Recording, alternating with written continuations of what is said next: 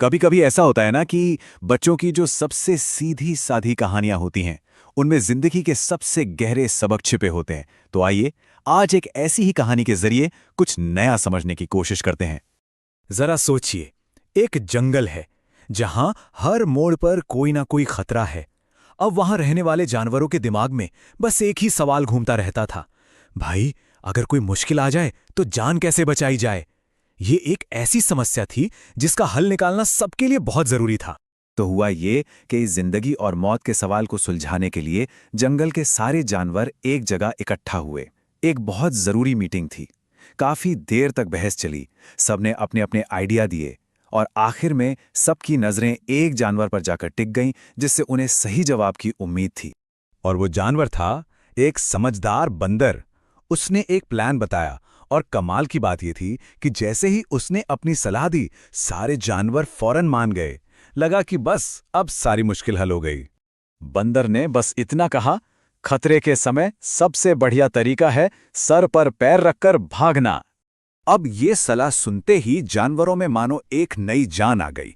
उन्होंने फौरन इस प्लान पर काम करना शुरू कर दिया और हर तरफ अफरा तफरी मच गई। सब अपनी जान बचाने की तैयारी में लग गए। असल में ये हिंदी का एक बहुत ही आम मुहावरा है। इसका ये मतलब नहीं होता कि सच में कोई अपने पैर सिर पर रख ले। इसका असली मतलब है बहुत तेजी से भागना, अपनी जान बचाकर भागना। भाषा को कैसे घुमाकर इस्तेमाल किया जाता है, ये उसका एक बेहतरीन उदाहरण है। तो जानवरों ने बंदर की बात का असली मतलब समझ लिया था। मीटिंग खत्म हुई, प्लान तय हो गया और सभी जानवर अपनी अपनी जान बचाने के लिए सुरक्षित जगहों की तरफ भाग निकले। लेकिन एक मिनट रुकिए, सब नहीं गए। जानवरों का एक पूरा समूह था जो वहीं का वहीं बैठा रह गया। और बस यहीं से कहानी में असली मोड़ आता है। तो अब सबसे बड़ा सवाल यह है कि जब सारे जानवर भाग गए तो फिर सांप वहीं क्यों बैठे रहे? आखिर उन्होंने बंदर की इतनी अच्छी सलाह क्यों नहीं मानी? जरा इन तस्वीरों को देखिए। एक तरफ एक जानवर है जिसके पैर हैं और दूसरी तरफ है एक सांप। इन दोनों के बीच एक बहुत ही बुनियादी सा फर्क है और उसी फर्क में इस पूरी पहेली का जवाब छुपा है। और जवाब बहुत ही सीधा और सरल है। सांप इसलिए पीछे रह गए क्योंकि उनके पैर ही नहीं होते। अब वो भला सिर पर पैर रखकर भागते भी तो कैसे? तो ये सिर्फ एक हंसाने वाली कहानी नहीं है, ये असल में सिखाने की एक बहुत ही कमाल की कला को दिखाती है। चलिए अब ये देखते हैं कि कैसे ये कहानी एक बहुत जरूरी बात सिखाने का एक शानदार तरीका बन जाती है। देखिए, ये कहानी हमें शाब्दिक और लाक्षणिक भाषा मतलब लिटरल और फिगरेटिव मीनिंग के बीच का फर्क बहुत अच्छे से समझाती है। जो कहा जा रहा है जरूरी नहीं कि उसका मतलब भी वही हो। सांप ने बात को शब्दशः ले लिया जबकि बाकी जानवरों ने उसके छुपे हुए मतलब को समझा। पर इस किताब की खासियत सिर्फ इस कहानी तक ही नहीं है। ये किताब सीखने सिखाने की प्रक्रिया को और पक्का करने के लिए कई अलग अलग तरीकों का इस्तेमाल करती है। जैसे कि ये कविता, आगे आगे कबरी बकरी, पीछे पीछे झबरी।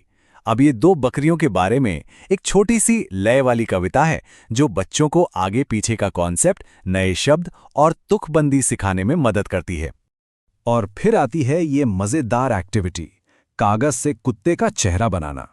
ये सिर्फ एक खेल नहीं है, ये बच्चों को स्टेप बाय स्टेप निर्देशों को मानना सिखाता है और उनके हाथ की मोटर स्किल्स को भी बेहतर बनाता है। इससे सीखना मजेदार और यादगार हो जाता है।